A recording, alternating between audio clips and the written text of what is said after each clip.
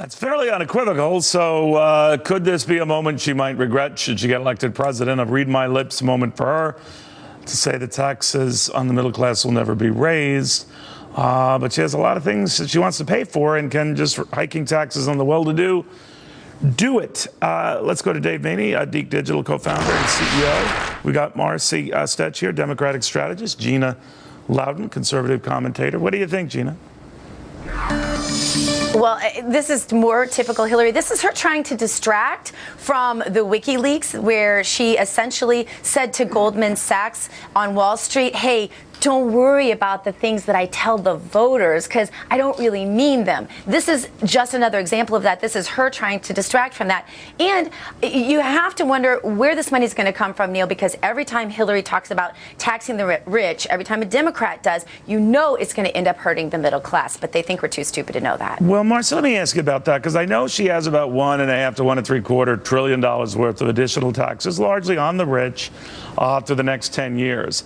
Others have conservatively priced her spending initiatives at around $2.5 trillion. So how does she fill that gap, assuming their numbers are close to correct?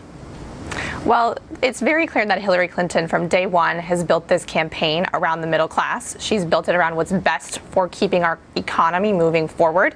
And she's made it very clear that we've got to make the wealthiest and millionaires, billionaires, Donald Trump, pay their fair share. How will she cover that difference? Because that's about a $750 billion difference.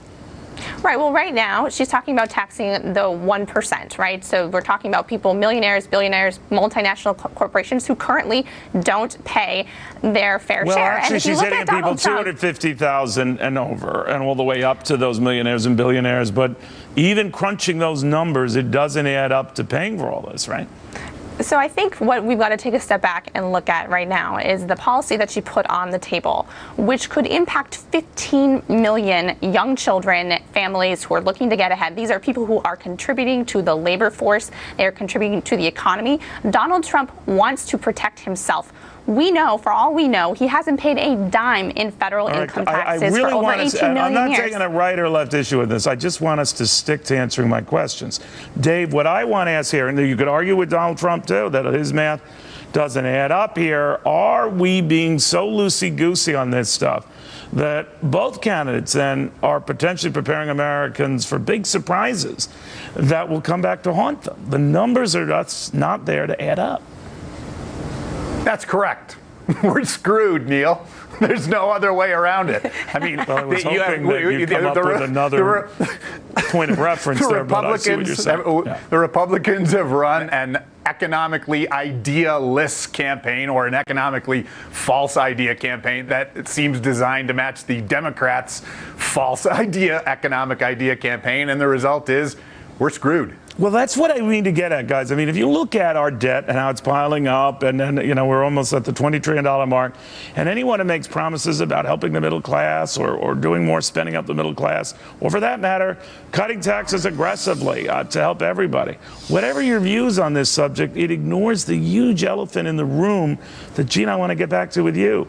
I mean, if you think about the Tea Party, its original goal was to rein in government spending run amok. Now we're just grateful if we can control piling more spending on top of that. That's weird. I think that's why a lot of people are attracted to the idea of somebody who's been successful in business being president, somebody who's actually ever created a job in their entire life, because Hillary has no concept how to do that. It always amuses me when the left says, let's just tax the rich. Do they suppose that this rich CEO is just going to stop taking a paycheck and, just cut his own paycheck down? Or do you suppose that he's maybe going to create a few less jobs, maybe buy less products? This all falls down on the lap of the middle class, and the middle class is the one who ends up paying for it every time, Neil. Do you think, Marcy, in this environment, raising taxes on anyone, rich, almost rich, in what could be a slowdown, and maybe worse, is a good thing to do? Well, look, I think that both candidates would agree that we want to make sure that everyone can be successful no matter what your paycheck looks like. But right now, we're looking at a plan put forward by Donald Trump that would raise taxes on the middle class. This is a fundamental difference between Hillary Clinton and Donald Trump. Where is he raising taxes on the middle class? Through his child care and maternity plan that he put forward, it would raise taxes, it would roll back deductions, and it would cause an increase on taxes on 8 million middle-class families. You can look it up. I tell you right now, what Donald Trump has put forward is our plans for himself, for his rich buddies, and he wants to protect the top 1%. This is not about everyday Americans who are working hard, trying to make ends meet, working to make sure that their families, that their kids can have a bright future. That's what Hillary Clinton's entire life has been about, and that's what this is about too. His surtaxes would zoom him too if he were president, but leaving that aside, Dave, again, we're talking past each other, and this debt is growing. And I can't imagine Wall Street, which has enjoyed the free ride with 0% interest rates, is thinking that's going to last forever, right? No, I don't think that's going to last forever. And frankly, I travel around the country a lot on business, and I have found relatively few stupid Americans. But both parties treat Americans as if they're stupid, and that in effect anything goes, and that no serious discussion about about actually kind of getting underneath the hood and trying to deal with this massive deficit and debt that we have, and yet nobody talks about it. And there are maybe 15% of people, voters on either end of the tails of the distribution, who are snowed, and everyone else is looking at these two candidates and going, "Are you kidding me?" And that, Neil, is where we're at. I think American people are much more open to tough love. All right, that says it here. But there's one of them, Neil, open to no commercials Goldman for Donald Sachs. Trump, no commercials for Hillary Clinton. I swear to God, I'm going to stick to that. Thank you all.